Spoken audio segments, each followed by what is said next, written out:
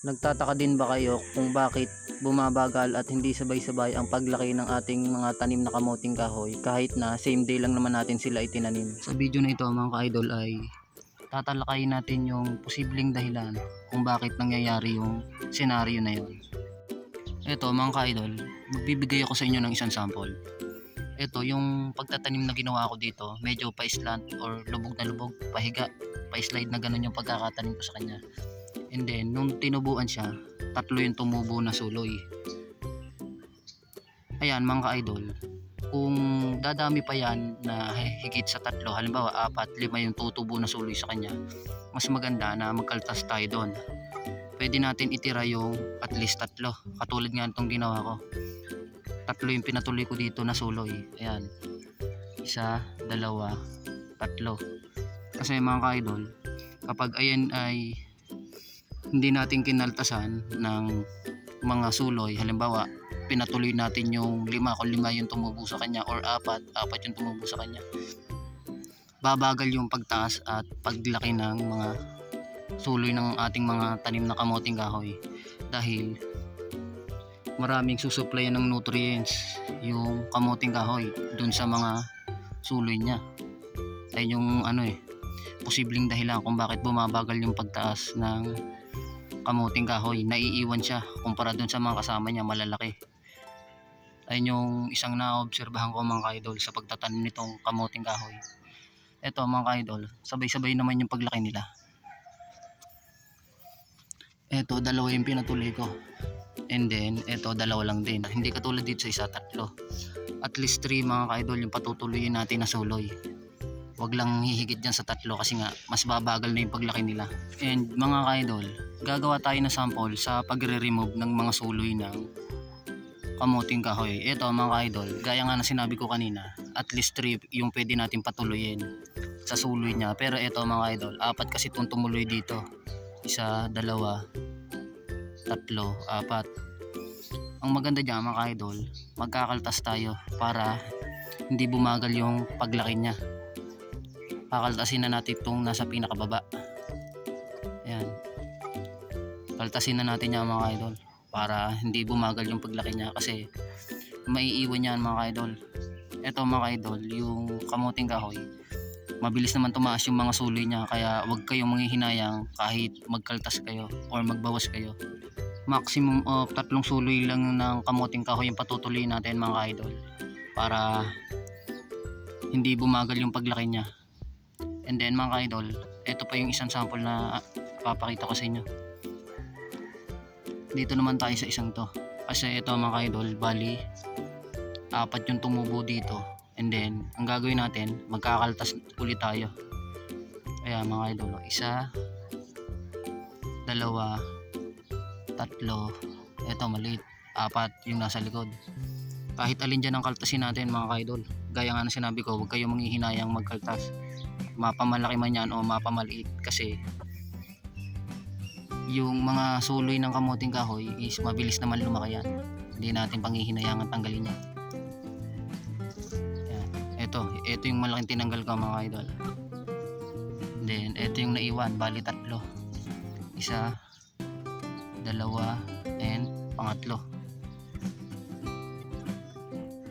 And then mga idol, halimbawa bago pa lang nagsisibulan yung suloy ng kamuting kahoy, kasi bago nyo pa lang mga 1 week or within 2 weeks nyo pa lang itinatanim yung kamuting kahoy, ang gagawin yung susunod mga idol, kapag nakaltasan nyo na sila ng mga suloy, kung may mga tutubong damo-damo dyan sa paligid ng puno ng kamuting kahoy, tatanggalin nyo agad dyan mga idol. Huwag nyo hahayaan na makalaki yan hanggat bata pa or maliit pa lang yung mga suloy nya, kasi makakapagpabagal din ang pagtaas nila yan, lalo yung bago pa lang sila tumutubo or tumataas, makakapagpabagal pa yung mga damo-damo na yan, kasi nga may kaagaw sila sa nutrients na na-absorb dun sa lupa. Kaya mas maganda i-remove din natin yung mga damo-damo na yun. Ayan. Ito mga idol, hindi ko hinahayaan na damuhin ng sobra yan. Dito kasi sa bukid mga idol, bunutan mo yan ngayon ng araw ng mga damo-damo sa palibot, and then mga 3 days lang bibilangin, meron na naman tutubo dyan. Mabilis tumubo yung mga damo-damo dito sa bukid, lalo nag-uulan na. Kaya mahalaga na matanggal din natin yun. Mga ka-idol, yung pangalawang posibleng dahilan kung bakit bumabagal yung pagtaas ng mga tanim nating kamoting kahoy, yung suloy nila mabagal ng pagtaas dahil doon sa cuttings na ginagamit natin sa pagtanim. Kapag mas mataba yung cuttings na ginamit natin pantanim mga ka-idol, mas mabilis yung pagtaas ng mga suloy niya. Kasi mga ka-idol, katulad nung naobserbahan ko, kapag payat yung cuttings na itinanim natin, ang bagal, and payat din yung mga suloy na tumutubo sa kanya, ang bagal ng pagtaas. Unlike dun sa malalaking cuttings, ito mga ka-idol, kung mapapansin nyo, medyo malaki tong cuttings na to, and then ang ganda ng suloy niya, malaki din, mataba, and mabilis yung pagtaas. Yung mga patayo na to mga ka-idol, ito and John, yung dalawang yun, halos isang araw ko lang sila tinanim or sabay-sabay, pero mas mataas tong isang to compare doon sa dalawang kasama niya sa pagtatanim. Iyon mga ka-idol, yung binabahagi ko sa inyo ngayon na pagtatanggal or pagkakaltas ng mga suloy dahil nakakabagal sa paglaki ng kamoting kahoy. Ano yun mga ka-idol, subok na namin dito sa bukid. Ayun yung ginagawa namin dito sa bukid, nagkakaltas talaga kami. Kung mapapansin nyo mga ka-idol, ito yung isa, malaki na tong kamoting kahoy na to. Dalawa lang yung pinatuloy. Tatlo yan mga ka-idol, yung isa na bali tinamaan nung lupa nung binubungkal ko yung pinagtaniman ko nito, kasi ito huli na to, itong dalawa na to, tsaka yan. Kaya kung mapapansin nyo medyo mababa sila, pero ito mga idol, una yan nung itinanim ko, una siya ng mga 2 weeks. And mga idol, yung ibinahagi ko pala sa inyo ngayon na informasyon kung bakit bumabagal yung paglaki or pagtaas ng mga tanim nating kamoting kahoy kahit sabay-sabay naman sila itinanim, ayun lang yung naobserbahan ko dito sa mga tanim kong kamoting kahoy mga ka-idol. Dito sa side na to mga ka-idol, yan, puro pa islant yung ginawa kong pagtatanim dyan. And then dito naman sa isang side, puro patayo. Titingnan natin kung alin yung mas maraming ilalaman. And syempre mga ka-idol, kung may mga katanungan kayo, suggestion or advice, paki-share naman mga ka-idol. Malaking tulong po sa atin yan and sa ating mga manonood.